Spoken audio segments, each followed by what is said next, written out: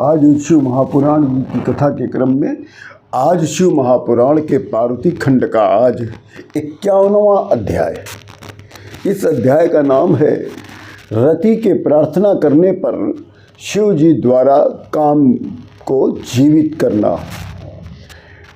विवाहोपरांत जब सभी देवियां शिव जी से हास्य व्यंग और विनोद कर रही थीं, तब उस समय को उचित जानकर, उस समय को अनुकूल मानकर रति देवी ने रोते हुए शिव जी के चरणों पर गिरकर कही कि हे सदाशिव, पार्वती देवी ने आपको अपने पति रूप में प्राप्त कर अत्यंत दुर्लभ सौभाग्य को प्राप्त कर लिया, पर आपने मेरे पति कामदेव को भस्म कर दिया है, जिस कारण मैं बिन पति के बहुत दुखी हूँ।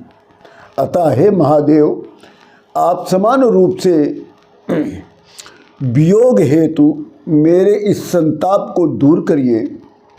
हे परमेश्वर, आप स्वयं देखिए कि सभी लोग सुखी हैं, पर मैं इस समय बिना पति के मैं अत्यंत दुखी हूँ।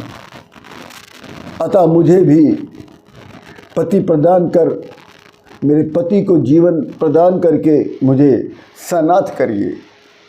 इतना कहते कहते रति ने अपने गांठ से बंधी हुई कामदेव के भस्म की राख को सदा शिव जी के चरणों में रख दिया और हा नाथ करते हुए विलाप करने लग गई। रति को रोते बिलखते देख लक्ष्मी देवी, सरस्वती और सावित्री आदि अन्य समस्त देवियों ने निवेदन करते करते शंकर भगवान के समक्ष वो भी रोने लग गई। तभी रति देवी पुनः कहती कि हे सदाशिव, आप तो यतेस्तुम परमेश्वर, कि हे सदाशिव, आप तो परमेश्वर हो, आप तो समर्थो असि, आप सर्व समर्थ हैं, आप मेरे पति को जीवित कर सकते हैं। अतः हे महेश्वर, मेरे पति को जीवन प्रदान करिए। तब सभी देवियों ने रोते रोते एक साथ बोली कि हे नाथ, आज आपके पार्वती के साथ शुभ विवाह के समय में आप रति देवी को, पति कामदेव को जीवित करके इस सुखमय वातावरण को और सुखमय बनाइए। सभी देवियों के वचनों को सुनकर सदाशिव प्रसन्न हो गए और कामदेव को जीवित कर लिया। रति अपने पति कामदेव को जीवित देखकर शंकर भगवान के चरणों में गिरकर स्तुति करने लग गई, वंदना करने लग गई। कामदेव भी शंकर भगवान के चरणों में गिरकर क्षमा मांगने लग गया और उनकी वंदना करने लग गया। शिव जी तभी कहते कि हे कामदेव, मैं आप दोनों से प्रसन्न हूँ। अब तुम, अगर तुम्हारे मन में कोई वर हो, कुछ चाहते हो, तो वरदान मांग सकते हो। तब कामदेव कहता कि हे सर्वेश, मेरे द्वारा किए गए पूर्व काल में जो मैंने आपके प्रति अपराध किया है,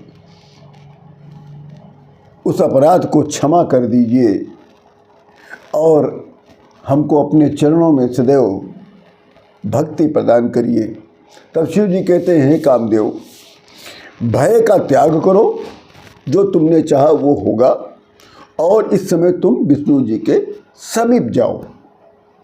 तब समस्त देवताओं ने कहा कि हे कामदेव, तुम तो धन्य हो, शिव जी के द्वारा दग्ध किए जाने पर भी तुमको जीवन दान प्राप्त हुआ है, तुम्हें नया जीवन मिला है, तुम तो शिव जी के पात्र बन गए। इस ब्रह्मांड में केवल एकमात्र शिव जी हैं जो अपने भक्तों को और समस्त जीवों को सुख प्रदान कर सकते हैं। इनके अलावा कोई और है ही नहीं।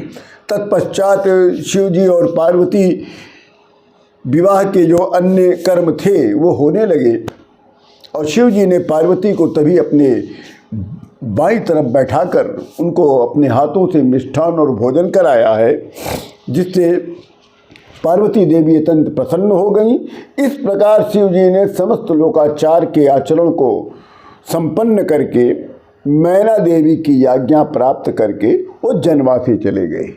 जनवासे जाकर शंकर भगवान सबसे पहले ब्रह्मा विष्णु जी को प्रणाम किया है, फिर समस्त देवताओं को प्रणाम किया है और जितने भी वहाँ ऋषि मुनि थे, यक्ष थे, गंधर्व थे, सभी को उन्होंने प्रणाम किया है। और जैसे उन्होंने प्रणाम किया वैसे ही सभी लोग एक स्वर में शंकर भगवान की जय जयकार करने लग गए। इसी के साथ ये शिव महापुराण के पार्वती खंड का ये 51वां अध्याय पूर्ण होता है। राम राम।